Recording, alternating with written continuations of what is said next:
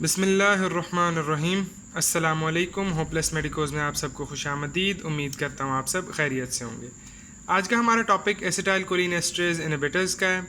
इससे पहले हम लास्ट लेक्चर के अंदर एंड पे इनकी ओवरडोज के मुतल्लक बात कर चुके हैं, और इससे पहले हमने डायरेक्ट एक्टिंग जो मस्करिनिक एगनिस्ट्स हैं या कोलिनोमिमेटिक्स हैं उनकी बात की थी। अगर आपने वो लेक्चर अभी तक नहीं देखा तो यहाँ जाके देख लें, और लेक्चर शुरू करने से पहले चैनल को सब्सक्राइब करना ना भूलिएगा। एसिटाइलकोलिन एस्ट्रेज इनहिबिटर्स क्या हैं, ज़रा यहाँ देखिए। Pre synaptic terminal, synaptic cleft और post synaptic terminal. Pre synaptic terminal में या नर्व में एसिटाइलकोलिन बनता है जो कि न्यूरोट्रांसमीटर वेसिकल्स में स्टोर हो जाता है। इसके बाद ये रिलीज़ होता है और रिलीज़ होकर अपने रिसेप्टर के ऊपर एक्ट करता है, जिससे ये इफेक्ट प्रोड्यूस करता है। अब इसकी इनएक्टिवेशन होती है एसिटाइलकोलिन एस्ट्रेज एंजाइम के थ्रू, जो कि इसको कोलिन और एसीटेट में कन्वर्ट कर देता है। जो इनहिबिटर्स हैं एसिटाइलकोलिन एस्ट्रेज के, वो इस एंजाइम को रोक देते हैं, जिसकी वजह से एसिटाइलकोलिन की जो अमाउंट है वो बढ़ जाती है सिनेप्टिक क्लेफ्ट के अंदर। उसके बढ़ने की वजह से वो ज़्यादा देर तक एक्टिव रहता है और जो वो इफेक्ट प्रोड्यूस करता है वो भी बढ़ जाता है। ठीक है, तो इसके क्या हमें साइड इफ़ेक्ट्स मिलते हैं एसिटाइलकोलिन एस्ट्रेज इनहिबिटर्स की ओवरडोज के। मैंने ये लास्ट लेक्चर में बताया थे, दोबारा बता रहा हूँ क्योंकि ये इंपॉर्टेंट है। डायरिया, डम्बील्स और डम्बेल्स जो भी आपने इनको कहना है, diarrhoea, urination, miosis, bradycardia, bronchoconstriction, emesis, excitation, lacrimation, salivation and sweating. Generally इन ड्रग्स के नामों के एंड पे स्टिग्मीन, मोस्ट इन ड्रग्स के नामों के एंड पे स्टिग्मीन आता है, सबके एंड पे नहीं आता, लेकिन स्टिग्मीन जिनके एंड पे आएगा वो एसिटाइलकोलिन एस्ट्रेज इनहिबिटर्स होंगे। For example neostigmine, pyridostigmine, physostigmine and rivastigmine. ठीक है, हमारे पास ड्रग्स हैं कौन कौन से? एंड्रोफोनियम, नियोस्टिग्मीन, पाइरिडोस्टिग्मीन, फाइसोस्टिग्मीन, डोनेपाजिल एंड रिवर्स्टिग्मीन, और इसके अलावा ऑर्गेनोफॉस्फेट्स। अब इंडिविजुअल ड्रग्स की बात करेंगे। आपने एक बात नोट करनी कि अगर आपको कुछ ना याद रहे एक स्पेसिफिक ड्रग में से, जो चीज़ मैंने रेड में हाईलाइट की हुई है ना, रेड में अंडरलाइन की हुई है, एटलीस्ट वो आपको याद रहनी चाहिए। एंड्रोफोनियम एक शॉर्ट एक्टिंग ड्रग है और diagnostic, DX means diagnostic. Diagnostic है माइस्थेनिया ग्रेविस का, यानी माइस्थेनिया ग्रेविस को डायग्नोस करने के काम आता है।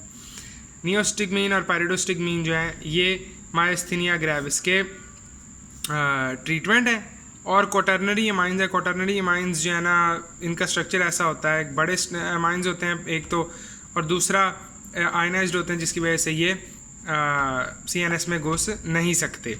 ठीक है, और इसके अलावा ये इलियस और यूरिन रिटेंशन के ट्रीटमेंट के तौर पे यूज़ होते हैं, लेकिन इसके लिए हम बेथानिकॉल को प्रेफर करते हैं। ठीक है, बेथानिकॉल को प्रेफर किया जाता है इन चीज़ों के ट्रीटमेंट के लिए। ये दोनों ड्रग्स जो हैं नियोस्टिग्मीन और पाइरिडोस्टिग्मीन, ये एक्सक्लूसिव हैं माइस्थेनिया ग्रेविस की ट्रीटमेंट के लिए। और इसके अलावा ये नॉन डीपोलराइजिंग जो न्यूरोमस्कुलर ब्लॉकर्स हैं उनके रिवर्सल के लिए भी काम आते हैं।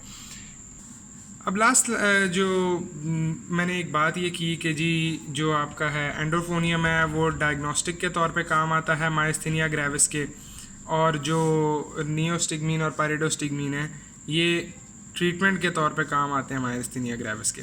पहली बात ये देखें, माइस्थेनिया ग्रेविस होता क्या? माइस्थेनिया ग्रेविस ये होता है कि आपके जो एसिटाइलकोलिन है, माइस्थेनिया ग्रेविस है क्या कि जो ये एक ऑटो इम्यून डिजीज़ है जिसमें जो आपके न्यूरोमस्कुलर जंक्शन पे रिसेप्टर्स लगे होते हैं ना, उनके अगेंस्ट एंटीबॉडीज़ बन जाती हैं। ठीक है, जो न्यूरोमस्कुलर जंक्शन पे रिसेप्टर लगा होता है, रिसेप्टर के अगेंस्ट एंटीबॉडीज़ बन जाती हैं, जिसकी वजह से एसिटाइलकोलिन इनके ऊपर एक्ट नहीं कर पाता। इसका मतलब ये कि एसिटाइलकोलिन का इफेक्ट डिक्रीज़ हो जाता है। ठीक है, अब माइस्थेनिया ग्रेविस जो है उसके अंदर अब दो चीज़ें हो सकती हैं। अगर आपके पास पेशेंट आता है मसल वीकनेस का, तो दो चीज़ें हो सकती हैं। या तो ये है कि वो मसल को एसिटाइलकोलिन प्रॉपर नहीं मिल रही, ठीक है, या एसिटाइलकोलिन का इफेक्ट प्रॉपर नहीं प्रोड्यूस हो रहा। या दूसरी चीज़ ये है कि मसल के ऊपर जो रिसेप्टर्स हैं ना, जो एसिटाइलकोलिन के रिसेप्टर्स हैं, याद रखिएगा कि अगर उन पर बहुत ज़्यादा एक्टिवेशन होना तो भी वो डिसेंसिटाइज हो जाते हैं। डिसेंसिटाइज होने का मतलब ये होता है कि वो एक दफ़ा एक्टिवेट किया, फिर एक्टिवेट किया, फिर एक्टिवेट किया, फिर एक्टिवेट किया, फिर एक्टिवेट किया, वो रिसेप्टर भी आगे से कहता है चल भी मैं नहीं, बस मेरी बात होगी। ठीक है, इसको कहते हैं डिसेंसिटाइजेशन, के बार बार एक्टिवेट करने पे ना रिसेप्टर का इफेक्ट प्रोड्यूस होना बंद हो जाता है। ठीक है, तो दो चीज़ें होती हैं, या तो एसिटाइलकोलिन बहुत थोड़ा हो गया या एसिटाइलकोलिन बहुत ज़्यादा हो गया। ठीक है, अब हम देते हैं क्या उसको कहते हैं, एंड्रोफोनियम देते हैं। ठीक है, एंड्रोफोनियम देने से क्या होता है, हमने भी बात की थी, एंड्रोफोनियम शॉर्ट एक्टिंग है। एंड्रोफोनियम जब हम देते हैं ना, तो एंड्रोफोनियम के देने की वजह से फ़ौरन जो है ना, अगर तो मसल्स की स्ट्रेंथ वापस आ जाए तो इसका मतलब ये कि एसिटाइलकोलिन कम था। हमने एक एगनिस्ट दिया, हमने एक इनडायरेक्ट एक्टिंग एगनिस्ट दिया जिसकी वजह से मसल स्ट्रेंथ वापस आ गई। तो हम जो अपने ये ट्रीटमेंट के जो ड्रग्स हैं ना, नियोस्टिगमीन या पाइरिडोस्टिगमीन, नियो या पाइरिडोस्टिगमीन, इनकी डोज को बढ़ा देते हैं। ठीक है, या अगर ये हो कि जी ये दिया है उसके बावजूद मसल स्ट्रेंथ वापस नहीं आई, तो इसका मतलब ये है कि पेशेंट जो है वो माइस्थीनिया ग्रेविस से सफ़र नहीं कर रहा है इस वक्त, वो कोलिनर्जिक क्राइसिस में है, मतलब कि एसिटाइलकोलिन ज़्यादा है ज़रूरत से। ठीक है, तो हम इन ड्रग्स की रिड्यूस कर सकते हैं क्वांटिटी ऐसे पेशेंट के अंदर। अब वापस आते हैं, हमने एंड्रोफोनियम, नियोस्टिगमीन और पाइरिडोस्टिगमीन की बात कर ली। अब हम स्टार्ट करने लगे हैं फाइजोस्टिगमीन। अब यहाँ से ऑनवर्ड्स जितने हैं ना आगे सारे, ये सारे के सारे जो ड्रग्स हैं, ये सारे के सारे छोटे स्ट्रक्चर्स हैं, इनके लिपिड सॉल्युबल हैं और ये CNS के अंदर एंटर हो जाते हैं। फाइजोस्टिगमीन CNS में एंटर होने का मतलब ये है कि जो आपके सेंट्रल नर्वस सिस्टम है उस पर इनकी ओवरडोज के इफेक्ट नज़र आएंगे। फाइजोस्टिगमीन एक टर्शियरी अमाइन है, CNS के अंदर एंटर होता है, आपको पता होना चाहिए, ये नहीं भूलना। इसको हमने डिफरेंशिएट करना होता है। अक्सर ना कंफ्यूज करते हैं फाइजोस्टिगमीन और पाइरिडोस्टिगमीन में डिफरेंस पूछ के। पाइरिडोस्टिगमीन CNS में नहीं घुसता, फाइजोस्टिगमीन CNS में घुसता है। एट्रोपिन का ओवरडोज जो है उसका ये एंटीडोट है फाइजोस्टिगमीन।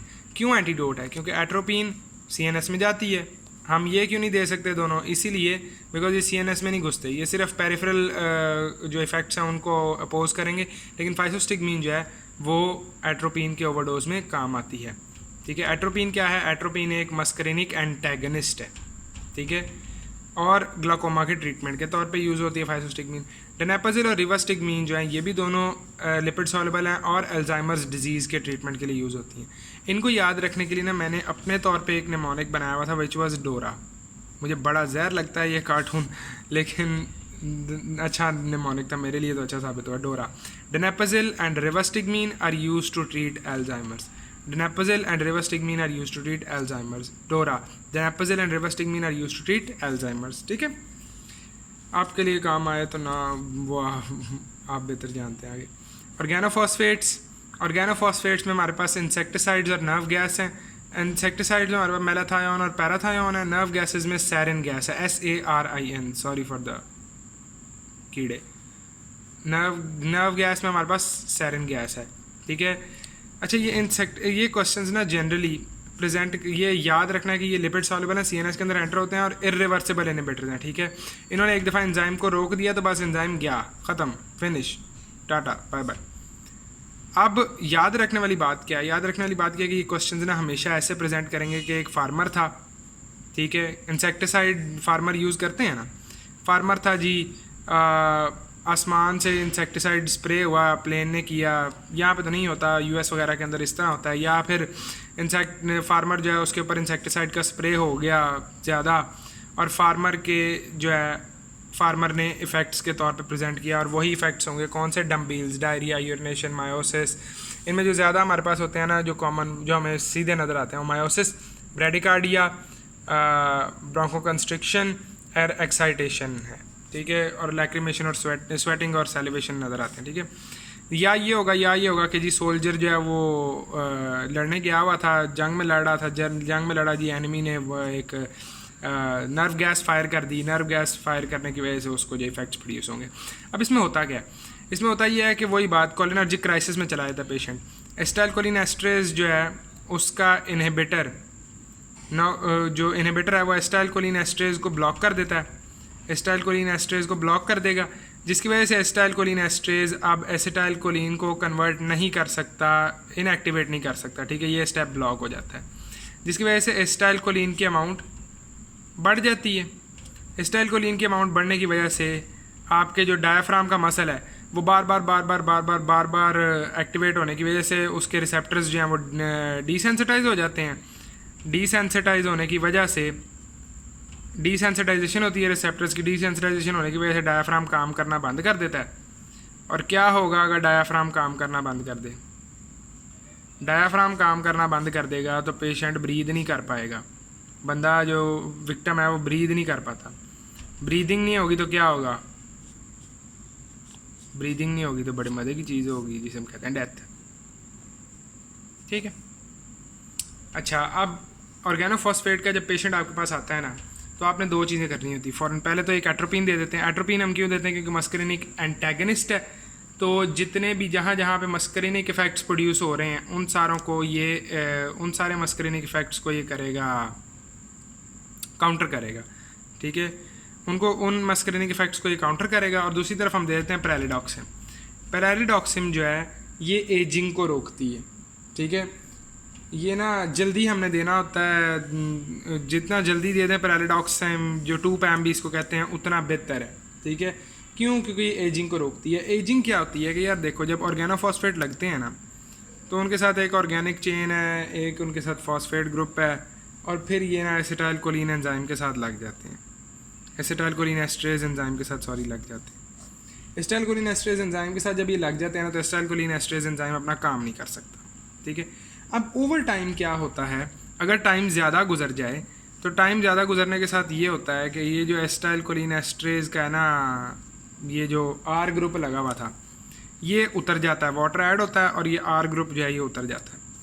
ये यूँ कह लो कि ये ऐसे अगर एंजाइम है, ठीक है, मतलब ये एंजाइम था, ये उसके ऊपर फॉस्फेट ग्रुप, मेरे ये नकल जो है और मेरी फिंगर का जो टिप है ये आर ग्रुप है। आफ्टर टाइम आर ग्रुप उतर जाता है और जब ये एकदम मुट्ठी बंद होगी तो बस बंद होगी। ठीक है, ये आर ग्रुप उतर जाता है, जिसके बाद ये जो फॉर्म है ना, जो फॉस्फेट लगा हुआ फॉर्म है, ये परमानेंटली इनएक्टिव होती है, इसने दोबारा काम नहीं करना। तो हम क्या करते हैं, हम दे देते हैं 2-PAM। अब जब हमने 2-PAM ऐड किया है या पैरालिडॉक्सिम ऐड की है, तो पैरालिडॉक्सिम क्या करती है, पैरालिडॉक्सिम ना इस बॉन्ड को यहाँ से ब्रेक करती है। ठीक है, इसको ब्रेक करने की वजह से ना ये और यहाँ पे ना खुद अटैच हो जाती है। आर ग्रुप है, फॉस्फेट है, उसके बाद ना ये जो 2-PAM है ना यहाँ पे खुद अटैच हो जाती है, और ये जो आपका एसिटाइल कोलिन एस्ट्रेज था ये फ्री हो जाता है। तो इसको हम कहते हैं regeneration of acetyl choline esterase. और ये हमने टाइम के जल्दी जितना जल्दी दे दें उतना बेहतर है, क्योंकि ये जो प्रोसेस है ना, ये वाला, इसको हम कहते हैं एजिंग। इसको हम क्या कहते हैं, ageing, time dependent ageing of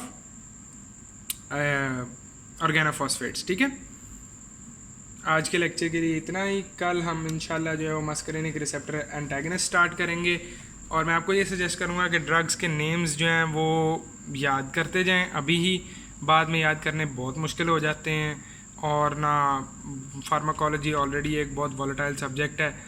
तो मेरी सजेशन यही है कि आप लोग साथ साथ करते जाओ।